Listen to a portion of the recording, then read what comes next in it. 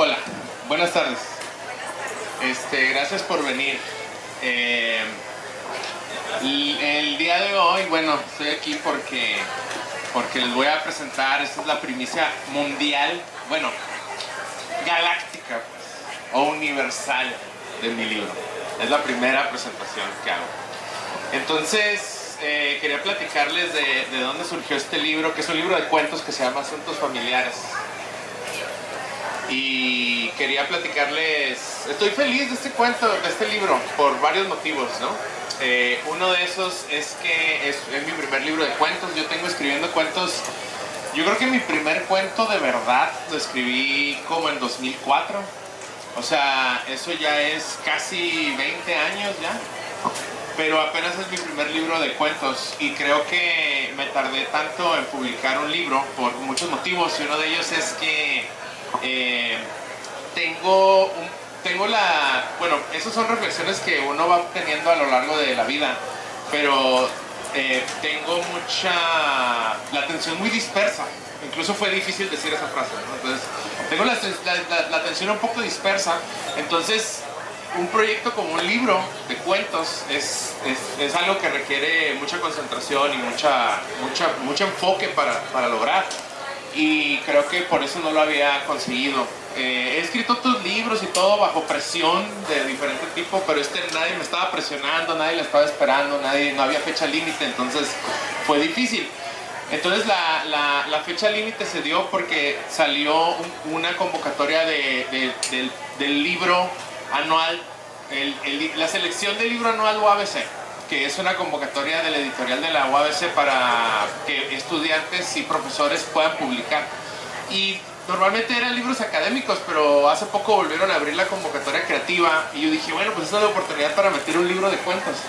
Y desde hace ya un tiempo atrás yo tenía la idea, siempre inconclusa, de escribir un libro que se llamara así, Asuntos Familiares. Desde el principio ya tenía el título y la idea era que cada cuento tuviera que ver o girar alrededor de un problema familiar. Entonces yo estaba planteándome qué problemas familiares puedo poner, y estaba en eso cuando salió la convocatoria y ya no me quedaba mucho tiempo, entonces tuve que armar un libro. Es una antología de cuentos que ya tenía escritos, algunos los retomé, los retrabajé y todo, pero en realidad ya me di cuenta que ya tenía muchos cuentos que giraban alrededor de eso, quizá no de manera directa. O sea, con problemas familiares yo no solamente estaba pensando en problemas así de la familia nuclear, de papá, mamá, hijos, sino, no sé, giros a veces raros o inusuales para un problema familiar. Por ejemplo, tengo un cuento que es básicamente, es el último cuento del libro, que es el más breve también, que básicamente es Dios conflictuado porque está torturado de todos los espacios del universo que existen y que creó. Está súper preocupado por el ser humano y no quiere, pero no puede no preocuparse.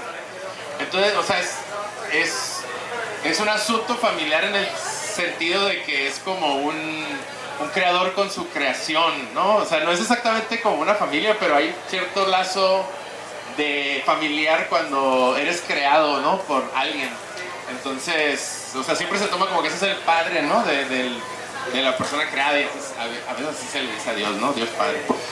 Entonces, otro es un cuento donde está inspirado en una anécdota real que yo vi en las noticias, que era una empresa que se llama France Telecom, de telecomunicaciones en Francia, donde en un año tuvieron como 30 y tantos suicidios, ¿no? En la empresa. Y entonces, vi en la noticia que decían que esos suicidios eran causados principalmente porque se sospechaba que la empresa estaba haciendo cosas, estaba creando un mal ambiente laboral para que los empleados renunciaran y no indemnizarlos, en vez de despedirlos. Entonces les crearon un infierno en el trabajo para que renunciaran ellos solos, pero lo que estaba pasando es que se estaban suicidando. Entonces dije, ¿qué será trabajar en esa empresa? ¿Qué habrá sido trabajar en esa empresa ese año? O sea, y enterarte de 30 y tantos suicidios. Entonces, básicamente es un cuento que se llama Nortel, donde los empleados se están suicidando por este mismo motivo, pero la empresa insiste en que son una gran familia. ¿Me explico? O sea, ese es el... Ya ven que está como...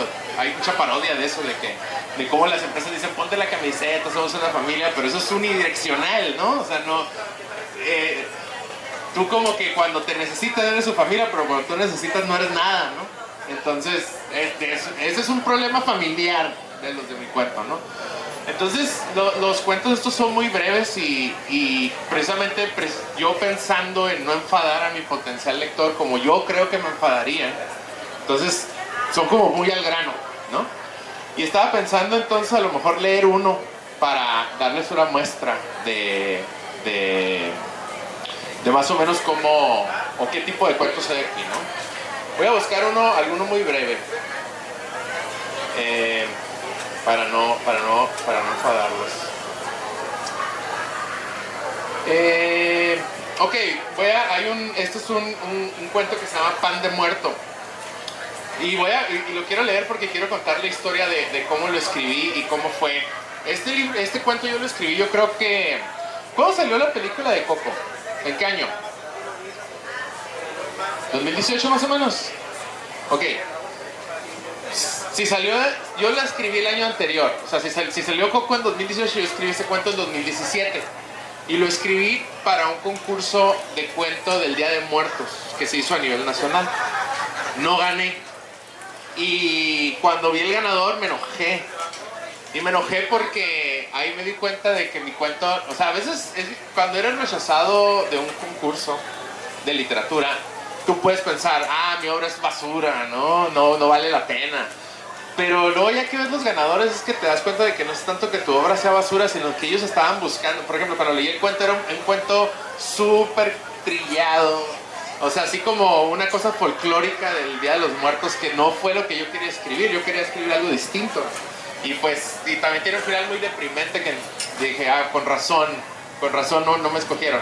Pero entonces escribí el cuento, fue rechazado y dije, bueno, el Día de Muertos del siguiente año lo publico en internet o veo dónde salga, pero me lo guardé para el otro Día de Muertos. Pero antes del Día de Muertos salió el tráiler de Coco. Y cuando vi el tráiler de Coco dije, este es mi cuento. O sea, Pixar me robó. Bueno, no me robó, pero al menos sacaron algo muy parecido. Al menos yo sentí eso. Entonces yo fui con una ansiedad extrema casi el día del estreno a ver Coco para ver qué tan despedazado había sido mi cuento.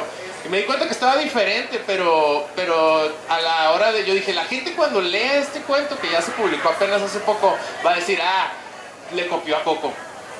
Y eso me molesta mucho, pero bueno, ni modo, ¿qué puedo hacer, no? Entonces les voy a leer este cuento se llama Pan de Muerto. El pan de muerto se veía sumamente apetitoso para Javier.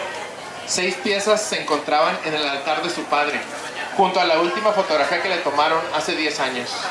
Su familia extendida se reunió como cada 2 de noviembre y rápidamente vaciaron la olla de tamales. Después de cenar, dejaron la casa vacía y el altar de muertos intacto. Su madre y su hermana se fueron a dormir y él revisaba que todo estuviera en orden, hasta que el pan lo llamó. Casi brillaba ante sus ojos.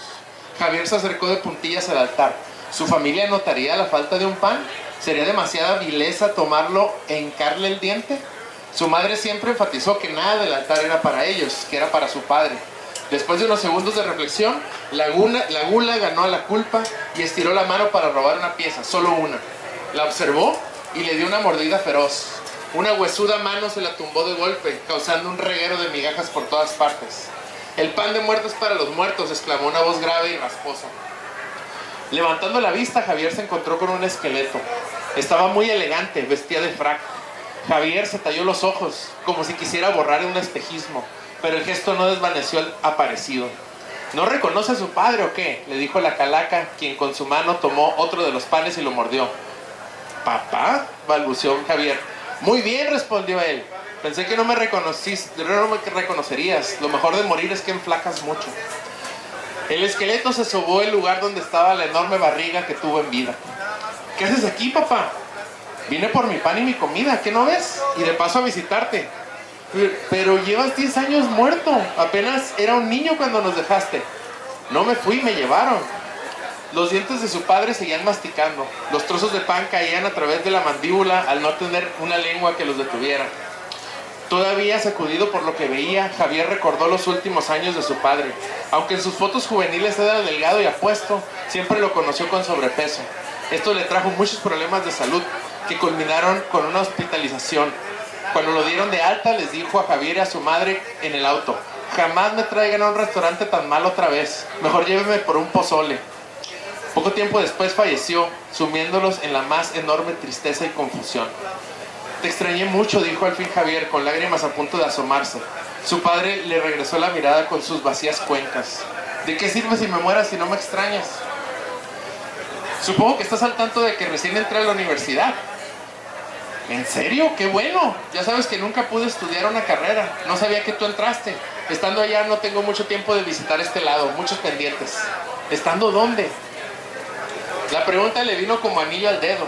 En vez de responder, su padre lo tomó de la cabeza y lo levantó como un títere por los aires.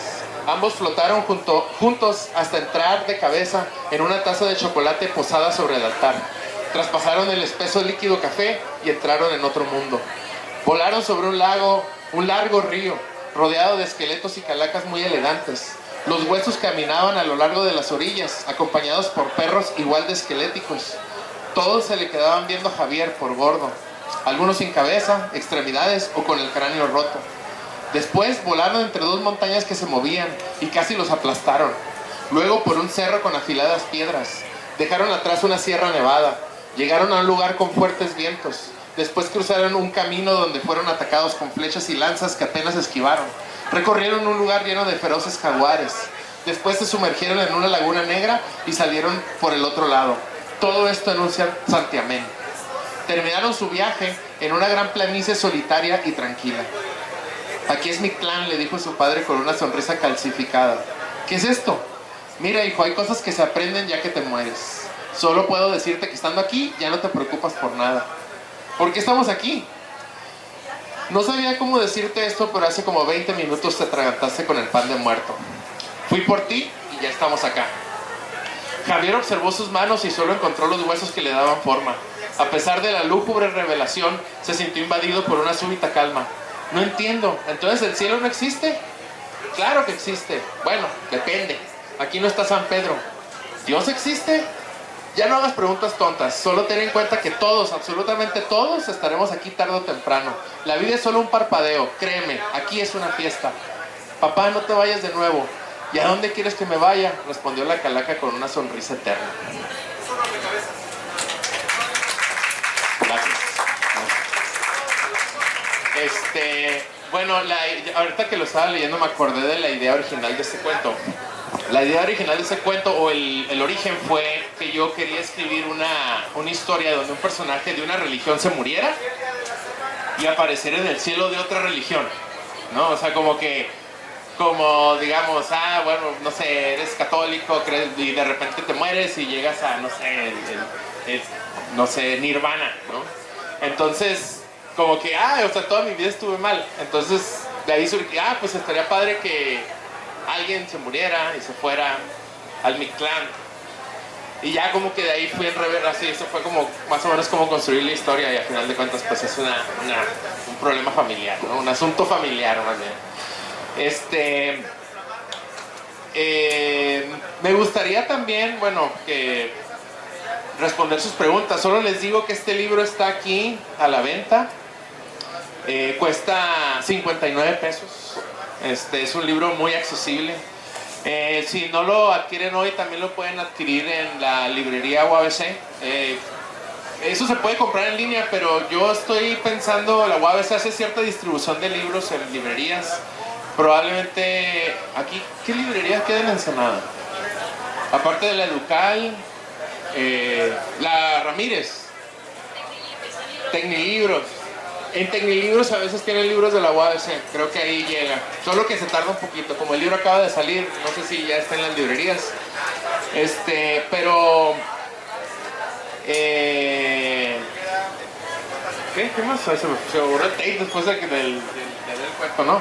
Tengo cuentos que el cuento más antiguo que viene en este libro es del 2008 y el cuento más nuevo es del 2020, me parece. Entonces fue como una selección que tuve que hacer y algunos que escribí como hace más les tuve que meter mano, ¿no? O sea, la verdad que armé, como les digo, como salió la convocatoria, armé a toda prisa. Lo bueno es que hubo como un periodo para correcciones que me ayudó un montón a dejarlo ya de una manera que yo estuviera sumamente satisfecho. Entonces, pues, me gustaría más escuchar sus preguntas, así que por mi parte es todo. Muchas gracias.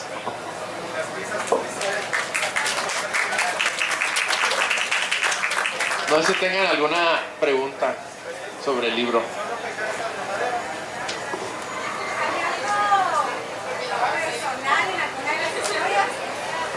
Hay muchas cosas personales en todas las historias. Bueno,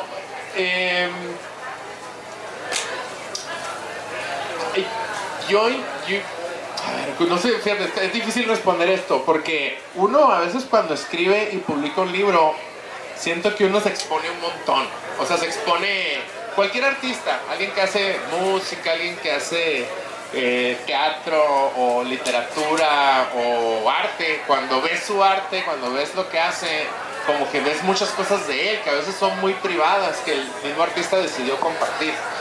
Y en mi caso, obviamente que muchas cosas las tomo de mi propia vida o de mi propia experiencia, de mi propia sensibilidad, no hay otra forma, pero trato de enmascararlo lo más posible.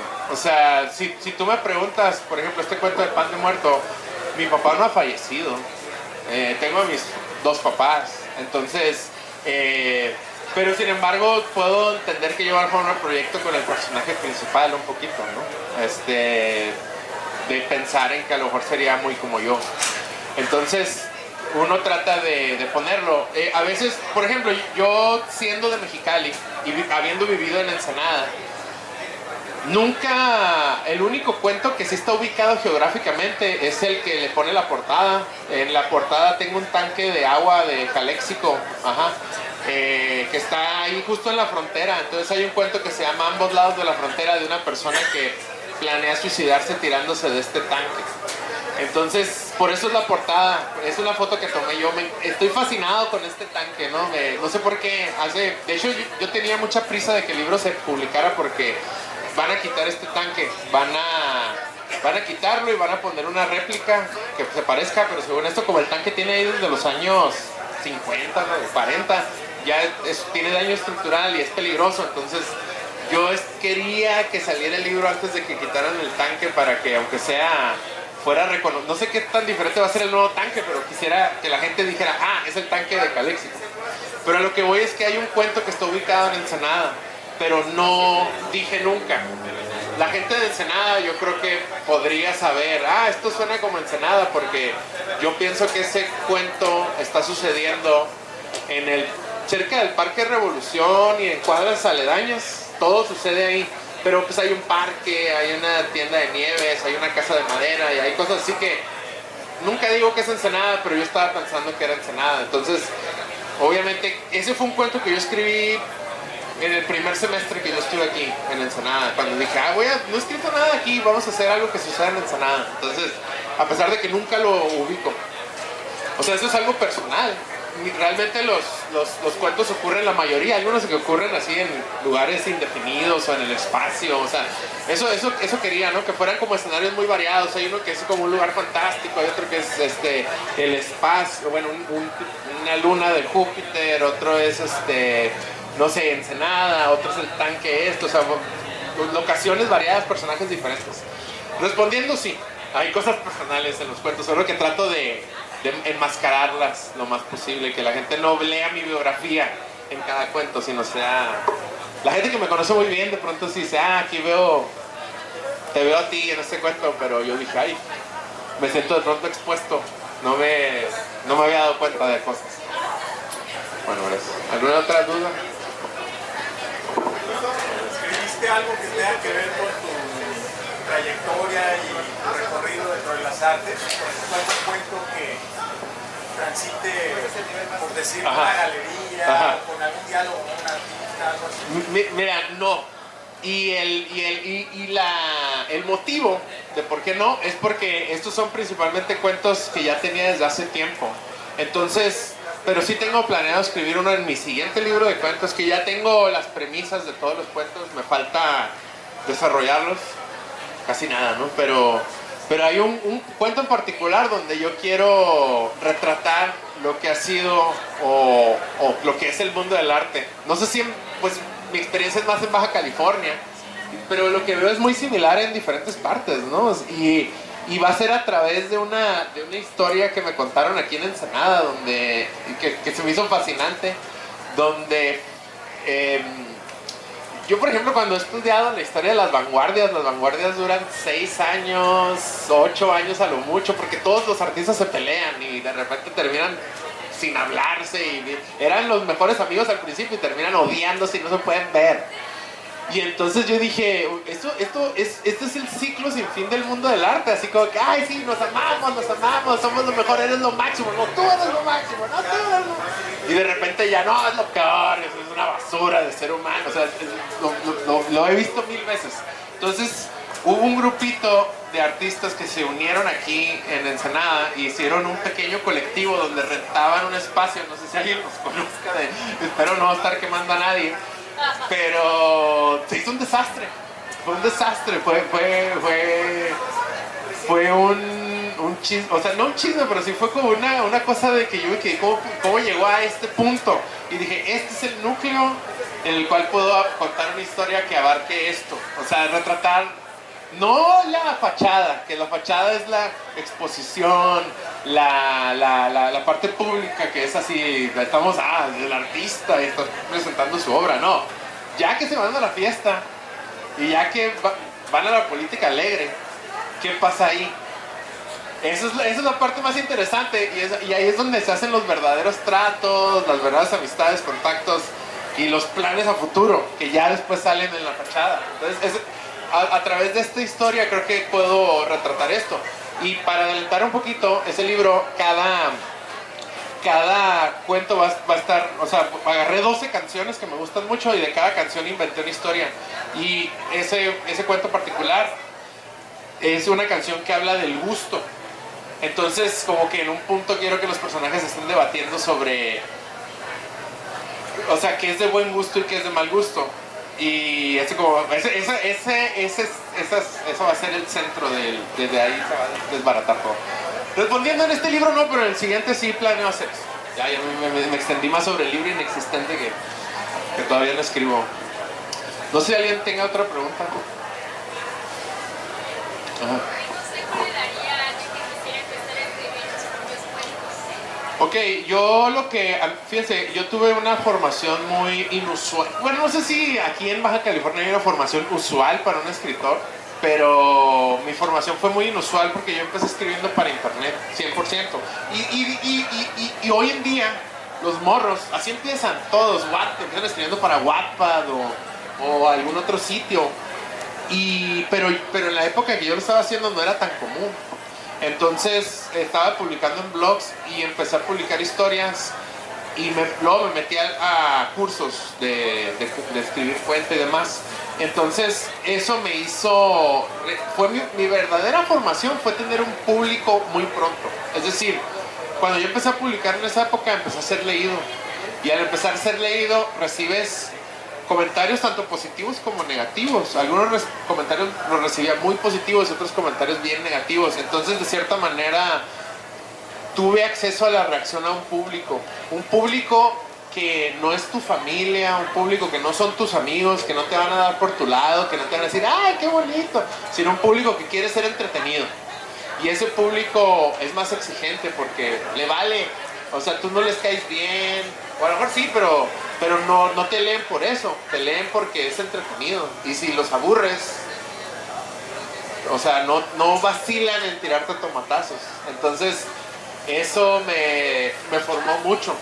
Entonces, yo lo que le recomiendo a la gente que está empezando a escribir es que se hagan de un público, o sea, publiquen en donde sea. O sea, realmente ahora sobran lugares, o intenten publiquen todavía yo veo muchos jóvenes que algunos publican en internet, pero todavía está la idea romántica de publicar en papel.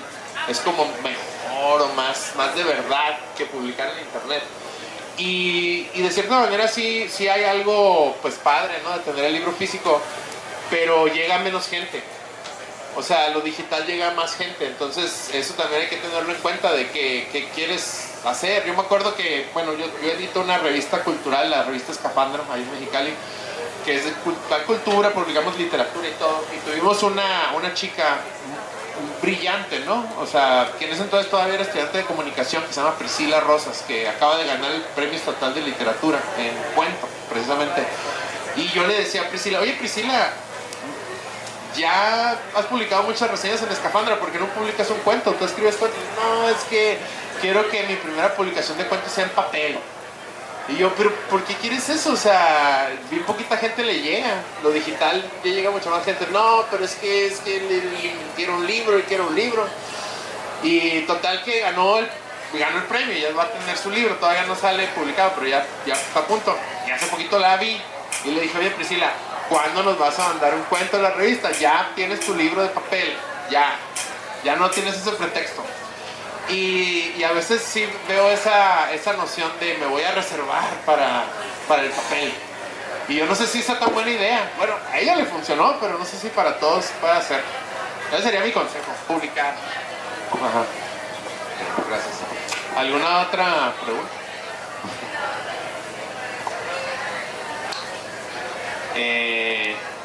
Pues bueno, si no hay más dudas, ¿cuántos van a querer?